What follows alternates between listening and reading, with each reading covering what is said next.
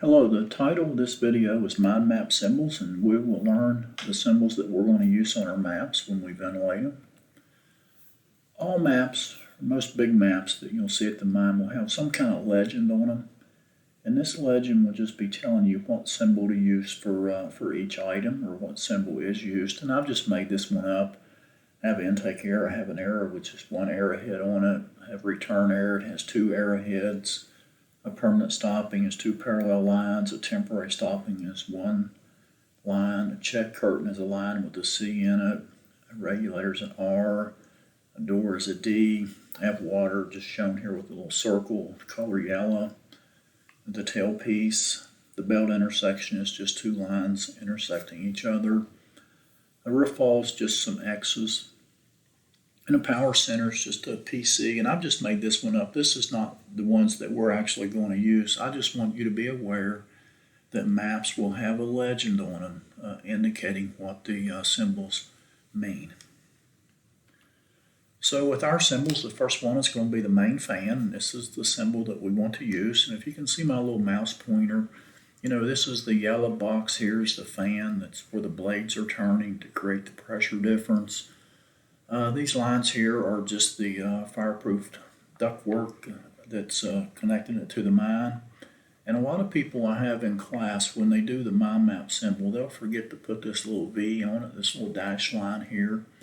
And this represents explosion doors or a weak wall. So make sure you put those. So this is the symbol that we will use for the fan.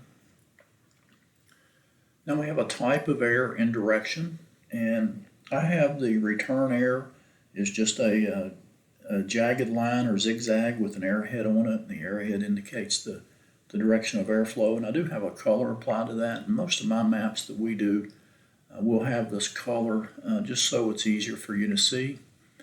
The intake air is a straight line with the arrowhead indicating the direction of airflow, and I do have a color applied to one of those. And I have belt air. On the mine foreman test, we need to show the direction of air. And I have the red symbol, and it kind of looks like a tailpiece. So on most of my maps, I will have that red just so we can tell it apart. Or you can just put the two lines that kind of represents an arrowhead. And the belt, you can just see how I've got that shown. Here, these red lines just indicating that the air is flowing outward. A permanent stopping is just two parallel lines. We'll use a lot of those. So two parallel lines. So where would you use them? So in a mine or on our mine foreman test map, there's going to be three types of entries. We'll have return air, an intake air, and a belt entry. And all those have to be separated with permanent stopping. So I'm just putting those on the map here, and you can see I'm separating intake from return, and then I'm going to separate intake from the belt. And I'm isolating the belt, so I need stoppings on each side of the belt. And then over in number 4 entry, I have an intake, and I need to separate that from the return in number 5. So that's where we would use permanent stoppings, separating different types of air. An overcast, this may be one of the most complicated symbols or items that we use. And here's the picture or the symbol that we want to use. But we have some rules with overcast, and rule number 1, this is the first thing that you apply when you have an overcast and trying to determine how to place the overcast in the mine. But rule number 1, the return is always on the top. The return will always hits the head wall of the overcast. So here's my return air. It's hitting the solid wall, which indicates that it will go over the top of this overcast. Rule number 2, the intake is always on the bottom and hits the V of the overcast. So you can see where my intake is going in and how it hits that V. So that's the 2 rules. So you just apply those rules, and that way you'll know how to position the overcast. So the belt will be on the top or bottom, depending on rule number 1 or rule number 2. So we always want to apply rule number 1 first. And if that don't apply, then we could use rule number 2. And the belt will just end up where it's supposed to based on those rules. So here's a picture of an overcast I'm trying to show in the mine, and the picture on the The top one is in the mine. The bottom one is on a mind map. And interestingly, I had a professor in college that said when you build an overcast, that what you shoot out of the top, you should put back in against this head wall. And that makes the air to be able to flow over it without much turbulence. So the air has a good smooth transition over the top of that overcast. So on this one, we're going to apply rule number 1, the return always on the top. The return always hits the head wall of the overcast. So we can see it on the bottom here. It's going to hit that wall, go over the top. Rule number 2, the intake is always on the bottom and hits the V of the overcast. So we have the intake here. So we have the intake going in the mine and the return going out. And the belt will always be on the top or bottom depending on rule number 1 or rule number 2. We're going to see some examples. So here we have an overcast with return air and intake. So I have return here, intake here. So rule number 1, we're going to apply rule number 1. The return air always hits the head wall of the overcast and goes over the top. So that's how we would place our overcast. So this would be proper placement on the map. So what's it look like in the mine? You can see the return air is going over top and the intake is on the bottom going into the mine. So now we have overcast with return air and a belt. So we have a return, we have the belt here. Rule number 1, the return air always hits the head wall of the overcast and goes over the top. So here is the overcast positioned properly. And this would what it would look like in the mine. You can see on the bottom I have little lines there drawn as the belt, and the return air is going over top of the belt entry. So now we have overcast with a belt and an intake. So now we don't have return. So we got the intake going here, we have the belt here. So we're going to apply rule number 2. The intake air is always on the bottom of the overcast and hits the V. So here's the proper placement. So the intake is on the bottom. Rule number 1 doesn't apply here because we do not have a return. So we have to go to rule number 2, and rule number 2 is the intake is always on the bottom and hits the V. And this is what it looks like in the mine where we have the belt going over top of the intake. So the next symbol we have is a regulator, and it's a very simple one. It's just the letter R. So we have a regulator in every return. A regulator is a variable partial obstruction in an airway. So we have to control the amount of resistance so we can make the air do what we want it to. So I'm going to regulate this return by placing the R here. And I like for the return to always hit the back of the R. I don't think the mine foreman examiner cares a whole lot how you put them, but I think you should try to get in the habit of having the return air hit the back of the R. So a belt regulator, so we have an overcast. We're always going to regulate the belts at the overcast. So here we have a belt, we have an overcast positioned properly. So a belt regulator is we're just going to put an R on the side of that overcast as shown right here.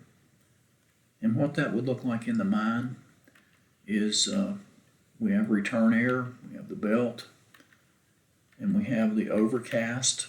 Now the air is coming down the belt and we want it to go into the return. So we just put the R right there as shown, and the belt air comes down and goes out that regulator. So in the mine it looks like this. We have return going over the top. And what we do is basically we just put a hole in the head wall of the overcast, and the belt air will go out that hole. And that could be just a cinder block out, 1 or 2. It's probably all it would ever be. 1 or 2 cinder blocks left out of that head wall just to let some air come down the belt and go into the return. A box check every belt in the mine on our mine foreman test map. We'll have a box check every belt on each end. So at the tailpiece, we'll have a box check, as the picture is shown on the left. The picture on the right is at the portal or at the belt head, and you will have a box check there. So the box check near the mine portal will be a stopping with a hole that the belt runs through, and I've tried to draw a picture here, but this is at the mine portal. That will be a stopping. There's just a hole for the belt to run through, and that may even have some curtain in that or some belt that so we don't let any more air through there than we can have. We want to block most of it if we can, and typically there's a man door there for people to get in and out of the mine.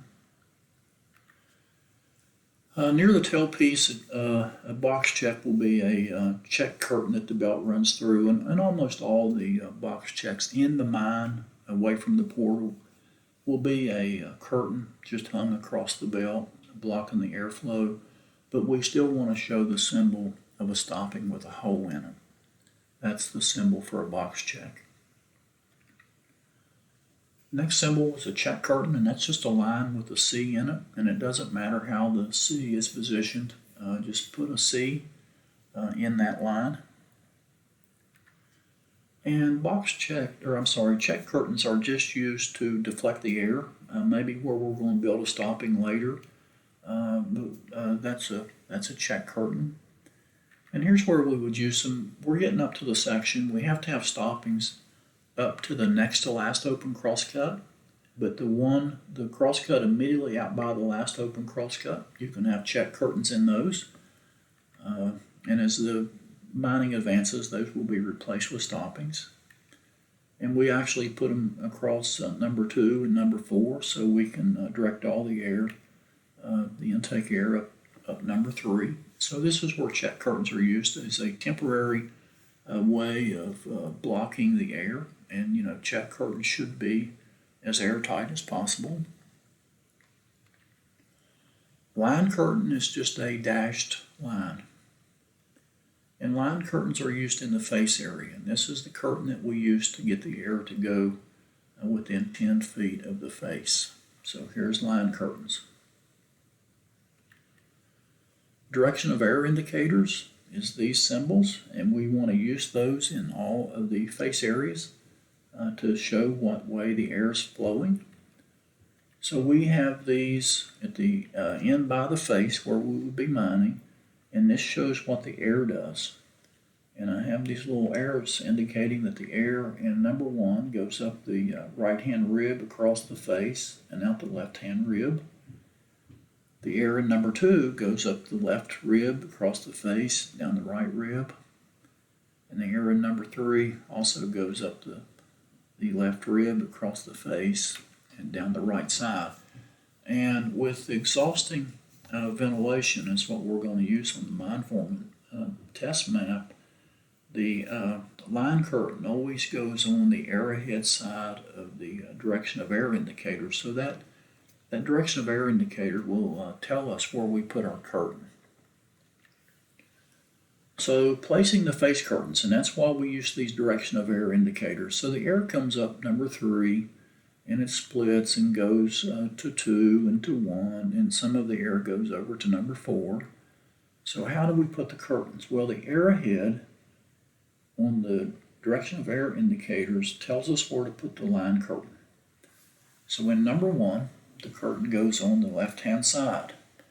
Well, that curtain is not going to do anything by itself because the air will short circuit, so we need to put a check curtain there to block the air. So now this forces the air to go up the right-hand side of number 1 across the face and out the return. In number 2, the line curtain goes on the side of the direction of air indicator, which is shown here. Now we have to tie that line curtain into the nearest corner, and that will be right here on this left-hand side. So the air comes from 3 to 2, goes up across the face of 2, and out over to ventilate 1.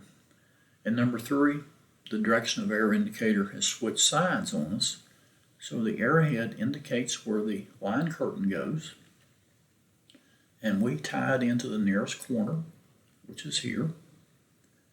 And number 4, the arrowhead on the direction of air indicator tells us where the line curtain goes, and we tie it into the nearest corner, which is right here. So now we have these ventilated faces ventilated properly, and the direction of air indicators, this symbol, if you can see my little mouse symbol right here, are really helpful to us because that tells us where to hang the curtain. And with exhausting ventilation, the line curtain always goes on the return side, and that's where this arrowhead on the direction of air indicator is pointing to, the return side. The next symbol is a gob regulator, and that's typically a stopping that we knock a hole in. So I have stoppings shown here with an R in them for a gob regulator, but sometimes I just use the letter R. Some of our bigger maps are kind of get small for me to be able to show you what we're putting in that, and that stopping with an R in it is kind of hard symbol for me to make on the computer, and so you can see it well. So sometimes I will just put an R. Either one of these would be acceptable. So here what we have is where we would use gob regulators. We have this mined out area, whether it could be from a long wall or a pillar section, but we have this air going back through the gob, and I need to spread it out everywhere. So I may have a stopping that I would just knock a hole in it so let some air bleed through. And typically what we do, we just put a gob regulator in every other one. So the next one here, I have a stopping. The next one I have a stopping. I just knock some cinder blocks out to let some air through. And I just do that all the way around. Every other one, I knock some stopping or some blocks out of the stopping. It could be small, could be fairly large hole, but we just need to get air to flow all through this gob. And we do that with gob regulators. So a gob regulator is a stopping with some size hole knocked in it to let the air flow through. So that's the end of this video. So we do have these symbols, and that's just kind of an introduction. You will learn quickly as we do maps what symbol to use. So that's the end of this. Thank you.